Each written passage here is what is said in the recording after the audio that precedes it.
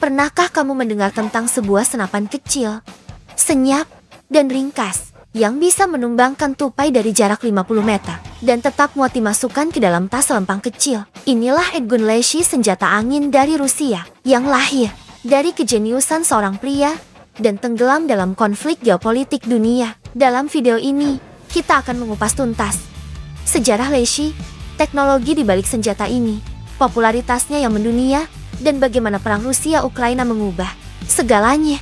Semua berawal dari Edward Gavarov, seorang insinyur independen asal Rusia. Edward bukan bagian dari industri senjata besar, melainkan seorang perancang visioner yang bekerja dari bengkel kecil miliknya. Ia punya satu mimpi, menciptakan senapan angin paling praktis dan presisi di dunia. Di awal tahun 2000, pasar PCP global masih didominasi merek seperti Daystat, Air Arms, dan FX Airguns. Semua senapan itu bagus, tapi juga besar, panjang, dan sulit dibawa kemana-mana. Edward ingin sesuatu yang ringkas, presisi, dan tidak konvensional. Dari garasi kecilnya, ia mulai merakit purwarupa pertama dari apa yang kini kita kenal sebagai Edgun Leishi. Nama Leishi berasal dari mitologi Salvia, yaitu makhluk penjaga hutan cepat, licik, dan tak terlihat. Dan itulah filosofi desain senapan ini. Ketika produsen lain berlomba membuat senapan multi-shot otomatis, Edward justru memilih single shot folding system atau bisa dilipat, portabilitas. Dan hasilnya adalah Leishi senapan semi bulletproof, modular, dan bisa dilipat ke setengah ukuran. Beberapa fitur unggulannya bisa diganti sesuai kaliber. Regulator internal membuat akurasi konsisten di setiap tembakan. Suara sangat senyap. Semua desainnya tidak dibuat untuk gaya, tapi untuk fungsionalitas. Seorang reviewer bahkan menyebut, Leishi bukan senapan. Ini adalah pisau Swiss Army versi airgun. Di tahun 2017-2018, Leishi mulai masuk pasar global. Meskipun berharga mahal, lebih dari $1.500, Leishi langsung jadi hit. Di Amerika, Inggris, dan Asia, Leishi dikenal sebagai senapan elit, eksklusif, dan underground.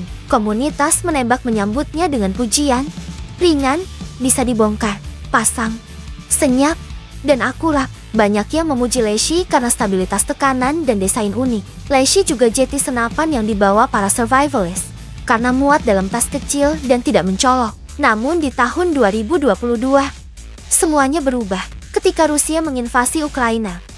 Banyak negara di barat menjatuhkan sanksi ekonomi dan perdagangan terhadap Rusia. Akibatnya, produk buatan Rusia tidak bisa lagi diekspor secara legal ke banyak negara. Pembayaran internasional dari dan ke Rusia diblokir. Distributor senapan angin dari Rusia, termasuk Edgun, ikut terdampak. Beberapa dealer resmi di Amerika dan Eropa bahkan menarik semua stok Edgun dari rak mereka. Beberapa forum menyebut Leishi sebagai senapan terlarang. Lalu, efeknya langsung terasa. Produksi Leishi terganggu. Harga di pasar second hand melonjak. Akses ke spare part jadi sulit. Bahkan, YouTuber internasional yang biasa mereview produk Edgun kini berhenti mengulas karena risiko legal dan etika. Di tengah tekanan, Edgun mencoba bangkit lewat model baru, Leishi kedua. Berbeda dengan versi pertama, Leishi 2 adalah semi-otomatik, multi-shot atau magazine, dilengkapi valve baru dan mekanisme fast cycle. Kapasitas hingga 8 peluru per magazine.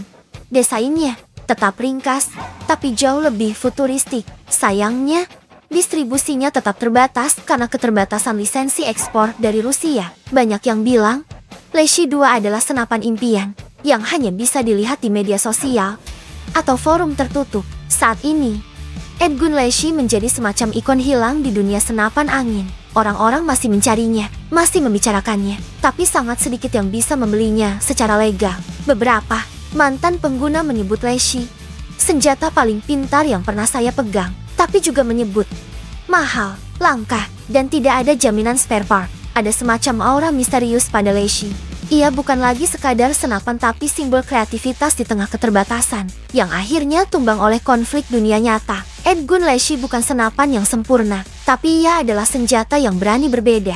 Dibuat dengan cinta, dirancang untuk efisiensi, dan kini hanya bisa dinikmati lewat cerita dan kenangan. Apakah Leishi akan kembali?